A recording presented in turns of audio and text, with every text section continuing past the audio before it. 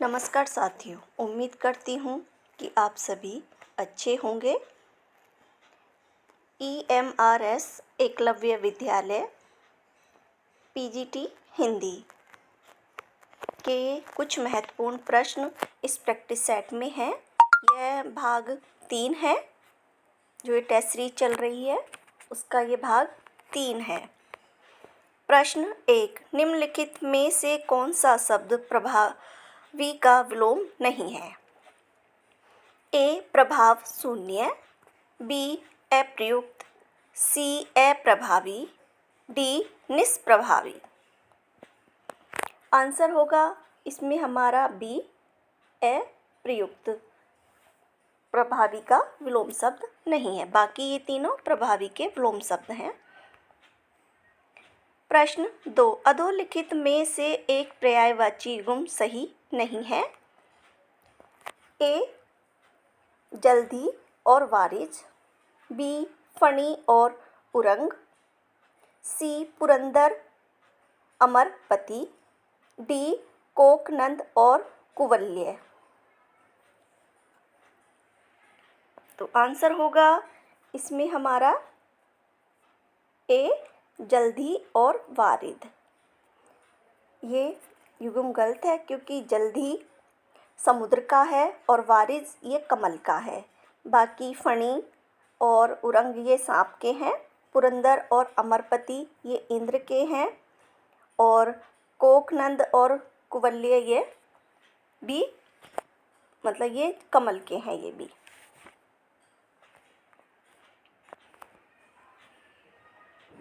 प्रश्न 3, निम्नलिखित आँख न दीदा काढ़े कसीदा लोकोक्ति का अर्थ है? A साधन न होने पर भी काम कर लेना, B बहुत निपुण बनना, C योग्यता न रहने पर भी काम करने की सेखी करना, D सर्वथा अयोग्य। तो आंसर होगा इसमें हमारा C योग्यता न रहने पर भी काम करने की खुशामद करना। ये है आँख न दीदा काढ़े कसीदा का जो लोकोक्ति है उसका अर्थ। प्रश्न 4, निम्नलिखित में से वर्तनी की दृष्टि से कौन सा शब्द शुद्ध है? A व्यवहारिक, B व्यवहारिक, C व्यवहारिक, D शारीरिक। तो आंसर होगा इसमें हमारा B व्यवहारिक। इसमें यह के बाद आ का डंडा आएगा तो यह सही है। इसमें शारीरिक में जो री है इसमें छोटी की मात्रा आ जाएगी दूसरी वाली में, तो ये सही हो जाएगा। प्रश्न 5, ये ऐसे आ जाएगा शारीरिक।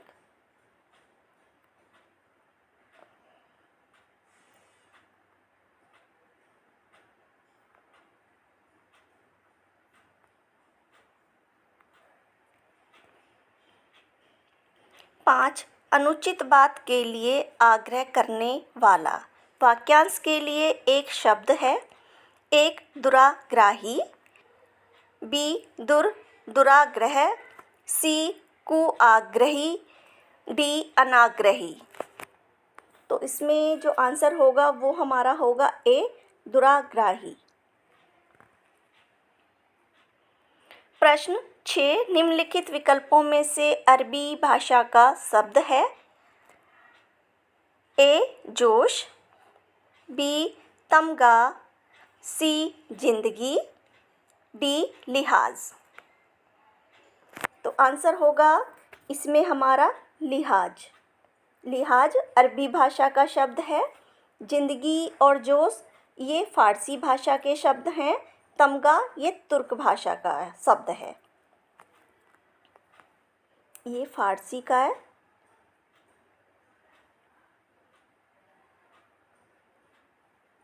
ये तुर्क का है।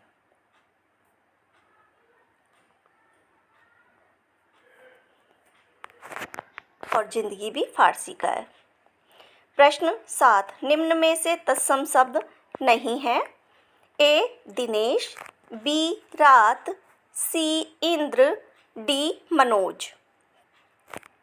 तो आंसर होगा इसमें हमारा बी रात। रात तत्सम शब्द नहीं है। दिनेश, इंद्र और मनोज ये तीनों तत्सम शब्द हैं।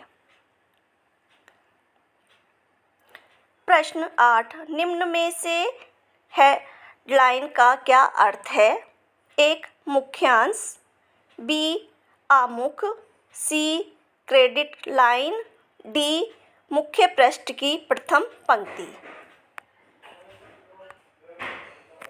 आंसर है ए मुख्यांश। प्रश्न 9, फीचर का सर्वाधिक महत्वपूर्ण गुण होता है। ए प्रस्तुतीकरण, बी आकर्षण, सी रोचकता, डी बी और सी। आंसर है इसमें हमारा डी, बी और सी आकर्षण और रोचकता ये फीचर के महत्वपूर्ण गुण होते हैं। प्रश्न 10, संचार प्रणाली के महत्वपूर्ण घटकों में नहीं है।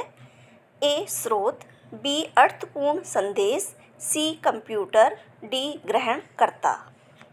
आंसर है इसमें भी हमारा डी ग्रहणकर्ता नहीं होता इसमें। प्रश्न 11, अर्ध सरकारी पत्र लिखे जाते हैं। ए कई अनुस्मारक देने के बाद भी मामला लंबित पड़ा हो, बी जब कोई गोपनीय विषय पत्र में लिखा हो, सी ए और बी दोनों, डी इनमें से कोई नहीं।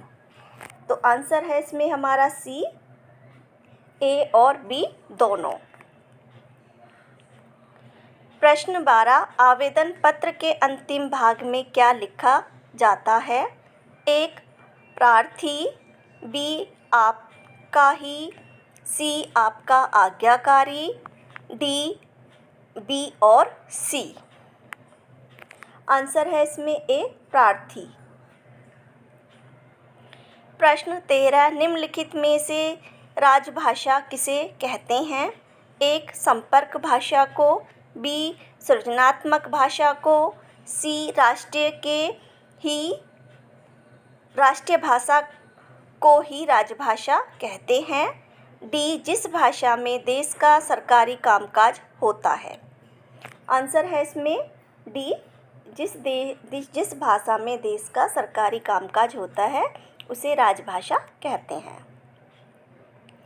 प्रश्न 14, पत्र लेखन में किस गुण का होना आवश्यक है। ए यथार्थता, बी संक्षिप्तता, सी स्पष्टता, डी उपयुक्त सभी। आंसर है इसमें हमारा डी उपयुक्त सभी।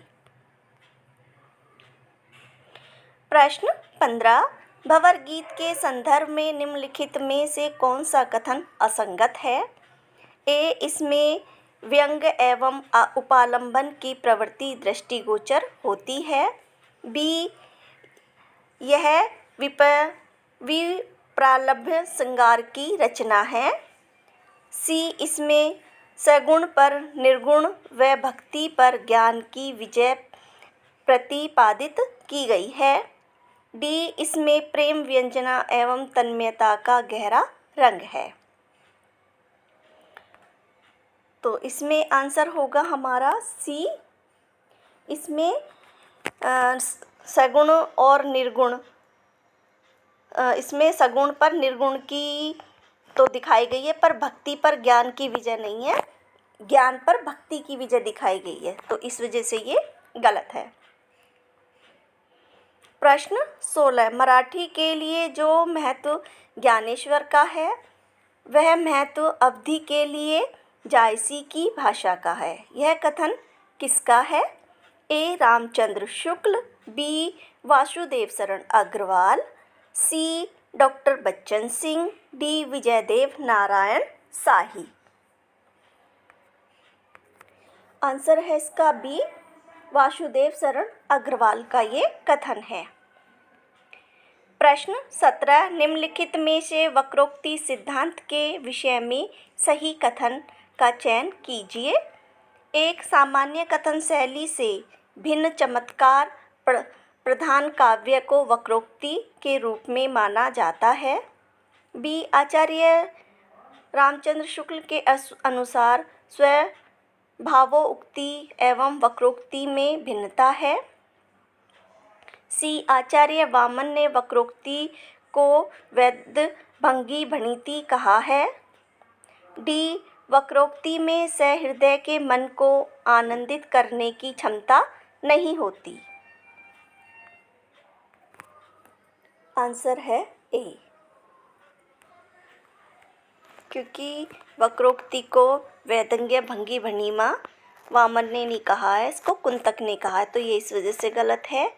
और इसमें जो आचार्य रामचंद्र शुक्ल के अनुसार स्वभावोक्ति और वक्रोक्ति में भिन्नता है, ये भिन्नता नहीं है, इसमें एकता होती है।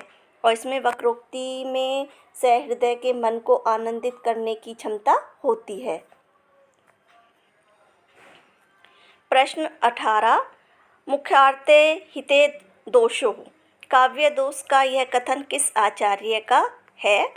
ए, केशव दास, बी, वामन, सी, मम्मट, डी, दंडी। तो इसका आंसर है हमारा सी, मम्मट का ये कथन है। प्रश्न 19, निम्नलिखित रचनाओं को उनके रचनाकारों के साथ सुमेलित कीजिए। ए, हिंदी साहित्य का वैज्ञानिक इतिहास, आचार्य विश्वनाथ प्रसाद मिश्र। बी, हिंदी साहित्य का इतिहास दर्शन, डॉक्टर नल्ली विलोचन शर्मा। सी, हिंदी साहित्य का दूसरा इतिहास, गणपति चंद्र गुप्त। डी, हिंदी साहित्य का अतीत, डॉक्टर बच्चन सिंह। तो हिंदी साहित्य का वैज्ञानिक इतिहास ये गणपति चंद्र गुप्त की रचना है। और हिंदी साहित्य का इतिहास दर्शन ये है डॉक्टर नल्ली विलोचन शर्मा का। और हिंदी साहित्य का दूसरा इतिहास ये डॉक्टर बच्चन सिंह का। और हिंदी साहित्य का अतीत ये विश्वनाथ प्रसाद मिश्र का। तो इसमें आंसर होगा ए का 3, बी का 2, ए का 3, बी में है, ए में नहीं, तो ये गलत हो गया। सी में भी है, डी में भी है, 2 नहीं है तो सी भी गलत हो गया। और 3 का 4 है हमारा डी में, तो आंसर होगा इसका डी।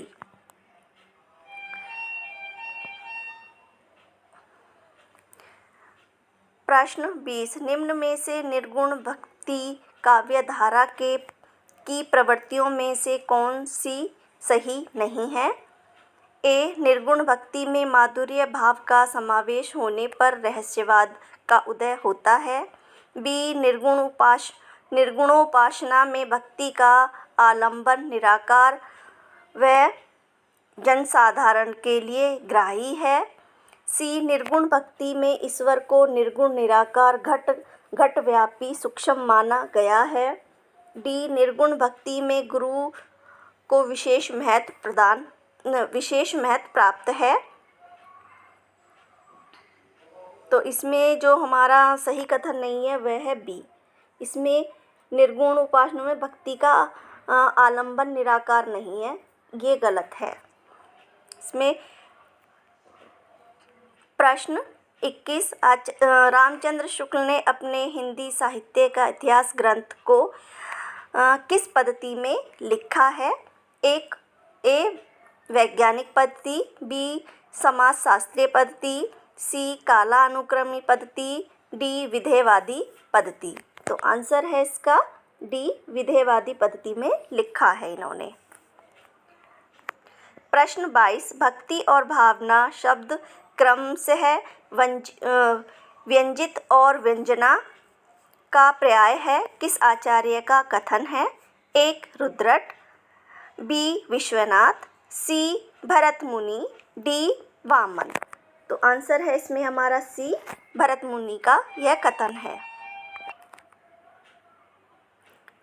प्रश्न 23, विद्यापति की कविताओं का स्थापत्य श्रृंगारिक है, उसे आध्यात्मिक कहना, खजुराहो के मंदिरों को आध्यात्मिक कहना है।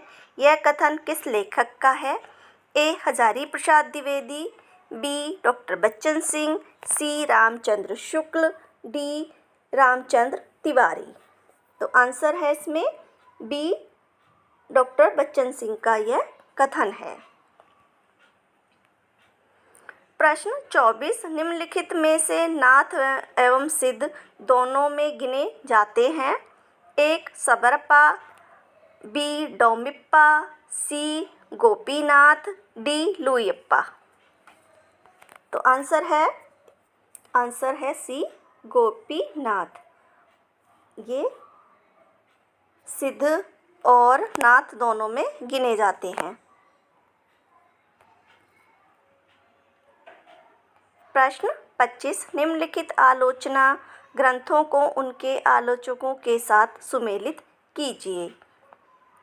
ए. श्रृंगार प्रकाश, अप्पय दीक्षित, बी. व्यक्ति विवेक, भानुदत्त, सी. चित्रमीमांसा, भोज, डी. रस मंजरी, महिम भट्ट।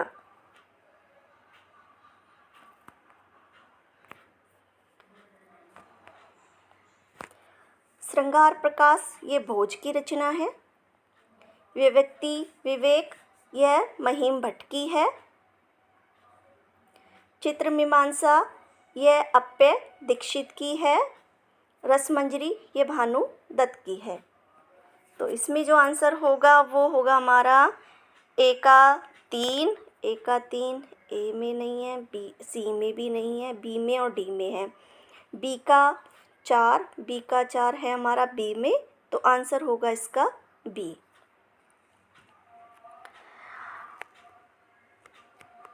मेरे इस प्रैक्टिस जो टेस्ट सीरीज है इसके क्वेश्चन आंसर आप लोगों को कैसे लगे और आपकी परीक्षा के लिए उपयोगी हैं तो प्लीज़ मेरी वीडियो को लाइक करें और चैनल को सब्सक्राइब करें।